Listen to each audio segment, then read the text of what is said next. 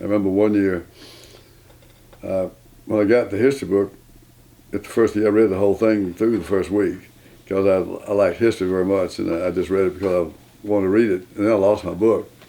And I was scared to tell my mother because she would get on it. So I went through the rest of the year with no book, no history book, and still got a B on it when I got through. So there was no town library. We had a library at a high school, but again, we lived so far away, there was no activity bus back in those days. We had to go to Jones Memorial Library for research, and you had to have a parent who could take you there. I don't remember any equipment that we had. Nothing. We may have had a can to kick, but that was it. I believe McDermott started the football thing back in the early 40s. And he went to Lynchburg, so I'm told. He went to Lynchburg Lynchburg College and bought the old uniforms that were stored in the attic over at the cottage and paid for them out of his own pocket and put together some sort of a football team. Well, most of the guys, I don't think had ever seen a football. the football field was half mud and half weeds, and they would mow it in the fall, and there was stubble sticking up that high of the thick weeds. So one of them didn't get our eye poked out, getting tackled on those stubbles and things like that. The helmets were the old leather squishy things, and they came out, I believe, in 47 or 48 that you had to have face guards on your helmets in high school. Well, they got these little bar things to go on the helmets, just a single bar. Well, the helmets were so squishy, they took them over to Mr. Higgins' shop, and they put them on with stove bolts.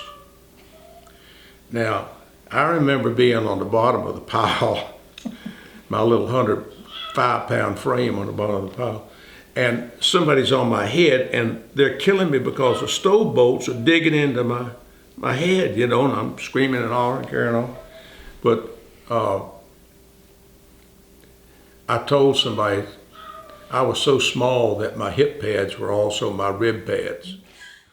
I didn't make the first team my first 2 years because I weighed 97 pounds the first year and 115 the second year. So I was a sub the first 2 years.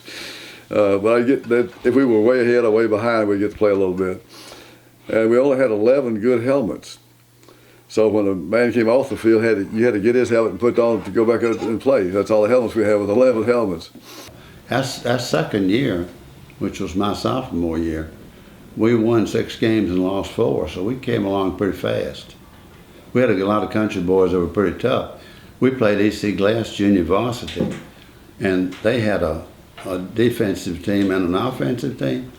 So we played a little bit, and then they ran off the field, and we thought they were quitting. For the little we knew about football, we cheered for Amherst. I had 3 best friends, and we all became cheerleaders the same year, and I think it was our junior year. We had a maroon skirt, a white sweater with a big maroon A on it. The skirts were all homemade. I had Miss Gregory make mine. And we had saddle Oxfords, brown and white saddle Oxfords, that were pretty soon red and brown because of the clay. And believe it or not, we wanted them not to look new, so we sort of scuffed up our shoes in the clay. Well, we had guys that would practice ball and then have to walk home. Some of them, if they would hitchhike home, basically, because some of them were 5-10 miles away. And that's the way but they wanted to play bad enough that they would take a chance on walking home. They caught a ride most of the time, I'm sure, but we got through practice and they would have to get home. Some of that was dark, but after dark when they got home. But a new era was beginning. The old Amherst High School became an elementary school only, serving grades 1 through 7. The new Amherst County High School was set to make its debut in the fall of 1956. After that year was when the consolidation of the schools in Amherst County took place, which would have been the fall of 1956. And Temperance and Madison Heights in Amherst combined to make Amherst County High School.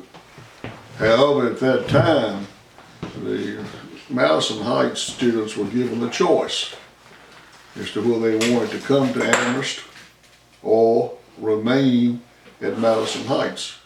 I was delighted that I had a new school to go to. I'd never attended a school with new desks, new smells, new everything. So I couldn't wait. I signed up immediately to attend that school.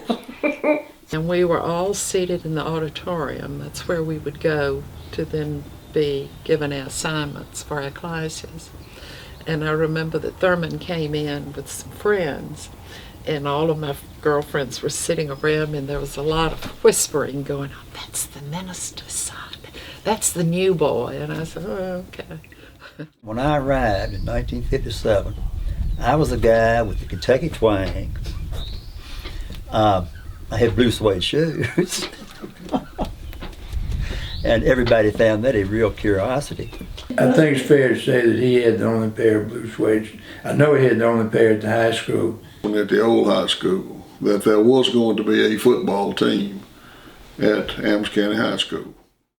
Harry Loftus was the coach, and Loftus told me, he said, I think you'd make a good quarterback, and he said, I want you to really study this book.